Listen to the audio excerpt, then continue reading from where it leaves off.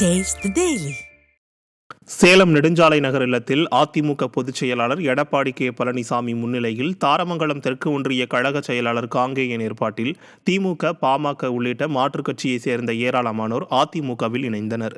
அமமுக இளைஞரணி மாவட்ட செயலாளர் சிவக்குமார், அமமுக மாணவரணி மாவட்ட செயலாளர் சக்திவேல், அமமுக மாவட்ட துணை செயலாளர் சுதா அண்ணாமலை, பனங்காட்டூர் திமுக கிளை பிரதிநிதி ஜெயவேல், ஆரூர்பட்டி பாமக கிளை செயலாளர் சக்திவேல், காங்கிரஸ் கட்சி மாவட்ட செயற்குழு உறுப்பினர் ஜெயகோபி, தமிழக வெற்றிக் கழக தெசவிளக்கு கிளை தலைவர் பிரபு ஆகியோர் உள்ளிட்ட மாற்றுக் கட்சியைச் சேர்ந்த ஏராளமான நிர்வாகிகள் அதிமுக பொதுச் செயலாளர் எடப்பாடி கே பழனிசாமி முன்னிலையில் அதிமுகவில் இணைந்தனர்.